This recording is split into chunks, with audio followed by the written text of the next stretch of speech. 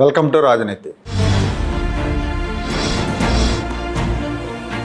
Pulivendula ZPTC ఉప ఎన్నిక కడప జిల్లాలోనే కాకుండా రాష్ట్ర వ్యాప్తంగా కాకరేపుతూ ఉంది.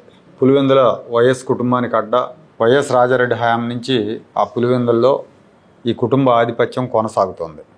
వీళ్ళకి అక్కడ ఎదురు నిలిచే వాళ్ళని దెబ్బతీయటమే లక్ష్యంగా రాజారెడ్డి పనిచేశాడు ఆ రోజుల్లో.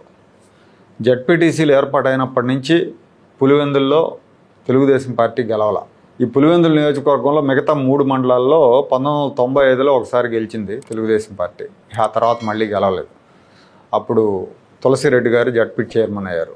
అప్పుడు తెలుగుదేశం నుంచి కంటెస్ట్ చేసిన తులసిరెడ్డి గారు కడప జడ్పీ చైర్మన్ అయ్యారు. ఇప్పుడు పులివెందులకి బై ఎలక్షన్ వచ్చింది. అక్కడ ఉన్న జడ్పీటీసీ చనిపోయారు. అందుకే ఇప్పుడు ఉప ఎన్నిక వచ్చింది. వైసీపీ నుంచి చనిపోయిన జడ్పీటీసీ కుమారుడు పోటీ చేస్తున్నాడు. తెలుగుదేశం పార్టీ నుంచి ఎమ్మెల్సీ బీటెక్ రవి సతీమణి లతారెడ్డి గారు పోటీ చేస్తున్నారు. పులివెందుల్లో గెలవటం ఇప్పుడు జగన్మోహన్ రెడ్డికి తప్పనిసరి. అది ఆయన సొంత నియోజకవర్గం, సొంత ఊరు. అక్కడ ఓడిపోతే వైసీపీ రాష్ట్ర వ్యాప్తంగా వైసీపీ కేడర్ డేలా పడిపోతుంది. అందుకే ఎంపీ అవినాష్ రెడ్డి గడప గడపకి తిరిగి ఓట్లు అడుగుతున్నారు. ఈ ఎన్నికను ప్రతిష్టాత్మకంగా తీసుకున్నారు వైసీపీ వాళ్ళు. టీడీపీ బీటెక్ రవి సతీమణిని బరిలోకి దింపడంతో కొంత అడ్వాంటేజ్ వచ్చింది. అలాగే కూటమి అధికారంలో ఉండటం కూడా అడ్వాంటేజ్ అయింది. 2 పార్టీలు నువ్వా నేనా అన్నట్టు పోటీ పడుతున్నాయి. పెద్ద ఎత్తున డబ్బులు పంపిణీ చేస్తున్నట్టుగా కూడా వార్తలు వస్తున్నాయి. ఒక పార్టీ ఓటుకు 5,000 చొప్పున పంపిణీ చేస్తుంటే ఇంకో పార్టీ ఓటుకు 3,000 చొప్పున పంపిణీ చేస్తుంది అంటున్నారు. మొత్తం 6 పంచాయతీలు ఉన్నాయి. 10,600 ఓట్లు ఉన్నాయి. ఎన్నిక తేదీ దగ్గర పడే కొద్దీ తెలుగుదేశం పార్టీ పుంజుకుంది. కానీ గెలుపు మీద ధీమా వ్యక్తం చేసే పరిస్థితి అయితే లేదు. టీడీపీ తరఫున మంత్రులు, బీజేపీ నేతలు సీఎం రమేష్, ఆదినారాయణ రెడ్డి వీళ్ళంతా కూడా ప్రచారం చేస్తున్నారు. ఎన్నికల నిర్వహణను పర్యవేక్షిస్తున్నారు. జగన్ సోదరిమణులు షర్మిలారెడ్డి, సునీతారెడ్డి కూడా పరోక్షంగా టీడీపీ అభ్యర్థికి మద్దతు ప్రకటించినట్టు తెలుస్తూ ఉంది. వాళ్ళకి సంబంధ బాంధవ్యాలు ఉన్న వాళ్ళందరూ కూడా ఫోన్లు చేసి టీడీపీ అభ్యర్థికి సపోర్ట్ చేయమని అడుగుతున్నట్టుగా తెలుస్తూ ఉంది. అయితే వైఎస్ కుటుంబంలో ఆయన బంధువర్గంలో ఎక్కువ మంది జగన్మోహన్ రెడ్డి వైపే ఉన్నారు. డాక్టర్ సునీతారెడ్డి వివేకానంద రెడ్డి జయంతి సందర్భంగా పులివెందులకు వచ్చారు. ఆ సందర్భంగా ప్రెస్ మీట్ పెట్టి వివేకానంద రెడ్డి హత్య మీద చాలా వివరంగా మాట్లాడారు. మళ్ళీ దర్యాప్తు జరపాలన్నారు. దీని వెనకాల అవినాష్ రెడ్డి ఉన్నారని డైరెక్ట్గా చెప్పారు. ఇవన్నీ కూడా వైసీపీకి ఇబ్బందికరంగా మారే పరిస్థితి ఎన్నికల్లో. తెలుగుదేశం హయాంలో పులివెందులకు వాటర్ ఇచ్చారు, కృష్ణా వాటర్ ఇచ్చారు. అది ఎప్పుడు జగన్మోహన్ రెడ్డి, రాజశేఖర రెడ్డి హయాంలో జరగంది చంద్రబాబు నాయుడు గారు చేశారు. అది అడ్వాంటేజ్గా తెలుగుదేశం పార్టీ చెప్పుకుంటుంది. దాని గురించి ప్రచారం చేస్తూ ఉంది కూడా. జగన్ 5 ఏళ్ల పరిపాలనలో పులివెందులకు జరిగిన మేలు పెద్దగా ఏం లేదు. ప్రతిష్టాత్మకంగా చేపట్టిన బస్టాండ్ నిర్మాణం కూడా అసంపూర్తిగానే ఉంది. ఇక వైఎస్ఆర్ కాంగ్రెస్ పార్టీ అయితే ఈ ఎన్నికల్లో తెలుగుదేశం పార్టీ అధికార పార్టీ అక్రమాలకు పాల్పడుతూ ఉంది. మా నాయకులను బెదిరిస్తున్నారు, మా నాయకుల మీద తప్పుడు కేసులు పెడుతున్నారు, మా నాయకులను బైండ్ ఓవర్ చేస్తున్నారు, మాకు ప్రచారం చేసుకునే అవకాశం కల్పించట్లేదని ఎన్నికల సంఘానికి ఫిర్యాదు చేసింది.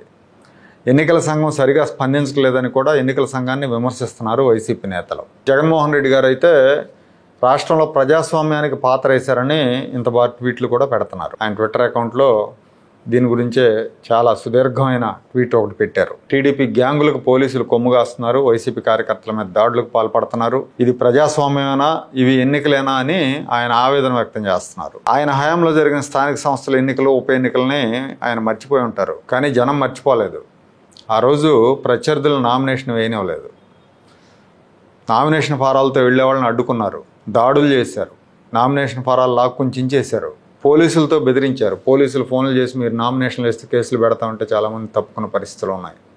మాచర్లలో ఎంత ఘోరం చేశారో చూసాం. మాచర్లలో వీళ్ళ మీద దాడులు చేయడం, ఆ తురకా కిషోర్ ఇప్పుడు ఆ కేసులోనే తిరుగుతున్నాడు జైలుకి బయటికి. 30 వార్డు కౌన్సిలర్లు ఏకగ్రీవం అయ్యారు. మాచర్ల మున్సిపాలిటీ ఏకగ్రీవం అయింది. మొత్తం రాష్ట్రంలో స్థానిక సంస్థల్లో 45% ఏకగ్రీవాలు అయినాయి అంటే అర్థం చేసుకోండి అధికార పార్టీ ఎంత దుర్వినియోగం చేసిందో. వేరే వాళ్ళు నామినేషన్ వేయకుండా ఎంత భయభ్రాంతులకు గురి చేశారు. తమిళనాడు నుంచి దొంగ ఓటర్లను తీసుకొచ్చి తిరుపతిలో ఓట్లు వేయించారు, కుప్పంలో ఓట్లు వేయించారు. కుప్పంలో చంద్రబాబును ఓడించామని ఆ రోజున జబ్బలు దర్చుకున్నారు కుప్పం మున్సిపాలిటీ కొట్టేసినప్పుడు. అయితే అంత భయానకమైన పరిస్థితి ఇప్పుడు లేదు. ఇప్పుడు పోటీ అయితే జరుగుతూ ఉంది. బరిలో 2 పార్టీలు ఉన్నాయి. వైసీపీ వాళ్ళు కూడా పోటీ చేస్తున్నారు. పైగా ఇంకా 10 మంది ఇండిపెండెంట్లు కూడా పోటీ చేస్తున్నారు. కాబట్టి అంత worry అయ్యే పరిస్థితులు అయితే లేవు. కాకపోతే అధికార పార్టీ అధికారంలో ఉంటుంది కాబట్టి కొంత అడ్వాంటేజ్ ఉంటుంది. అంతేగాని వీళ్ళు బెదిరించి మీరు నామినేషన్లు వేయొద్దనే పరిస్థితి అయితే లేదు కదా. ఓవరాల్గా చెప్పాలంటే పులివెందుల్లో మామూలుగా తెలుగుదేశం పార్టీ ఏదో నామమాత్ర పోటీ ఇచ్చే పరిస్థితి ఉంటుంది ఇంతకుముందు గతంలో.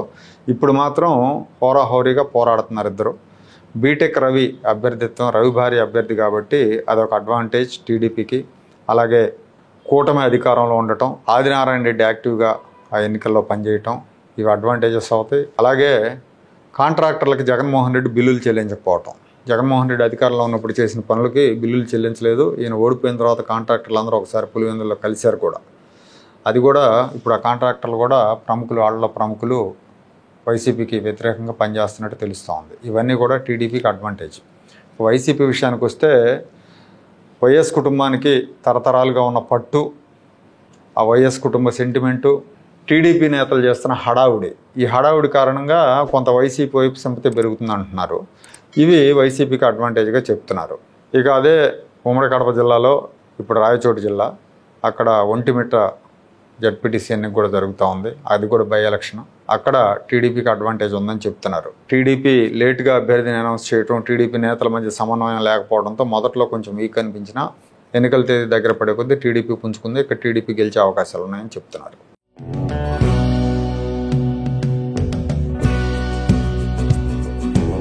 Like, share and subscribe to Rajaniti channel.